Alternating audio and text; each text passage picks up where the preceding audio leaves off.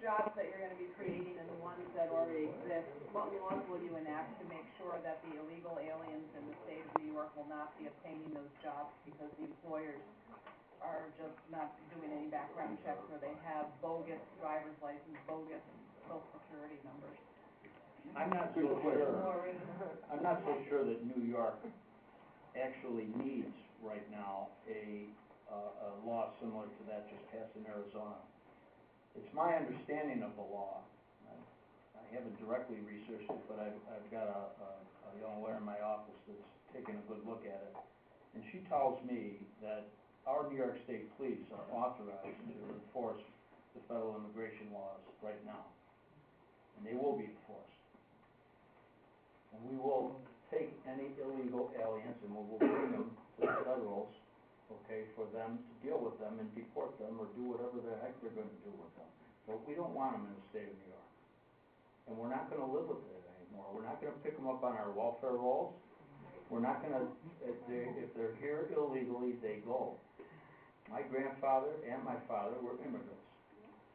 They came over and they earned their place, as did your forefathers or maybe even you. We earned it. And what a slap in the face by these people today that think that they're entitled. Oh yeah, we're going to feel bad about a couple of kids here and there, and we're going to feel bad about these things, but we all feel bad. We feel bad about people breaking the rules all the time. It's very unfortunate. The rule of law is what we're about. We have a constitution that says that the rule of law shall govern. And we're going to stay with that. And we're going to get rid of this. I mean, these Democrats have been in control, and they've got one thing on their mind right now. Bring in every illegal that they possibly can, bring in every poor person from anywhere to lay on our social welfare system, and 99 out of 100 of them will register as Democrats. And they want to control our lives for the rest of our lives. It's got to end. It's got to stop. It's got to stop now. The people are mad.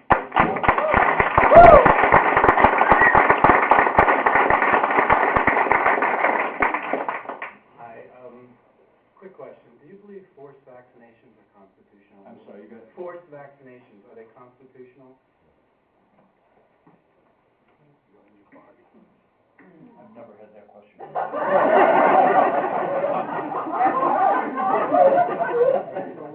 So as not to contaminate others, I would expect that it's a reasonable infringement on our basic rights. I mean, we got people walking around with, we get tetanus and diphtheria and all these terrible diseases. I would say that I think the government would have a right of reasonable imposition in such a case. If a nullification law for health care came to your desk as governor, would you sign it? Be more specific, please. There is one of your senators, I believe, from your area in New York State, has put a bill to nullify the national health care law in New York, like 18 or 20 other states. Right. We wrote a letter 3 weeks ago to Andrew Cuomo. I know, I signed it. We sent it out 2 minutes after the president signed that bill.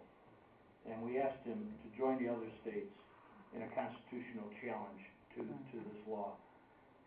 I'm not so sure that a local law will have any effect.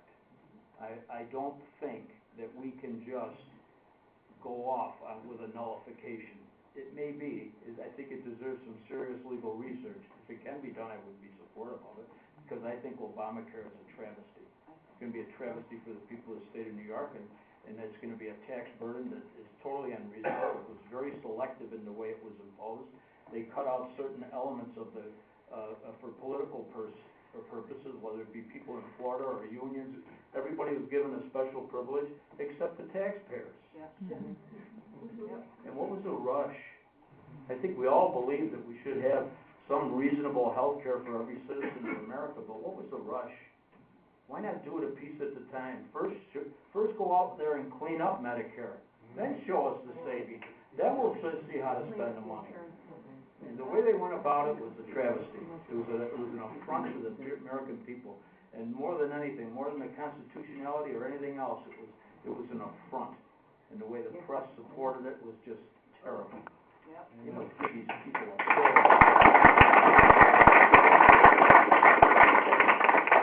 So you mentioned cutting the state workforce, and of course that is a viable way of reducing costs. But what about the entitlements and the grants that we see out there that are just way out of control? If you're an artist and you can't sell your You painting... want to hear about John Smith? If you're an artist and you can't sell your painting, sir, become a carpenter, I gotta tell you okay? about John. Because the taxpayer shouldn't have to pay for you, and one piss Christ is enough, if you ask me. Thank you very much. John Smith is a young man out in Idaho, and his father's a dentist, and he's got a wife and 3 kids. John graduated from college, and then now he wants to go to dental school so he can join his father in the family practice. So he applies to dental school, and he gets accepted at the University of Buffalo. With his acceptance, he gets a bill from the University of Buffalo, from our SUNY system, for $12,890, which is the non-resident tuition to attend dental school in the state of New York, which represents a significant subsidy. It's a significant departure from what the actual cost is in our SUNY system of educating a person 1 year in dental school. I estimate, and we've done some homework on private schools, and the actual cost, given the wasteful nature of anything in the state is done, is probably closer to $50,000 a year. But we give them that non-resident tuition. So he sends in his acceptance, he sends in his check, and then just before registration, he piles the family into the van, and they drive to Buffalo, and they check into a Motel 8, and the next morning, they're down at the social services office, and they're applying for welfare. Because we don't have a residency statute in New York, and anybody can just come into the state of New York and immediately apply for welfare. So he puts his wife, his children, and himself on welfare. And because he doesn't have to work like most New York kids do when they're going to school, he performs pretty good in his first year. And guess what? Now he gets the real bonus. He gets his second-year tuition bill. And the SUNY system in the state of New York has now determined that he is a resident, and he gets a bill for $4,950. All on your backs. All on our backs. How disgusting is that? Oh, boy.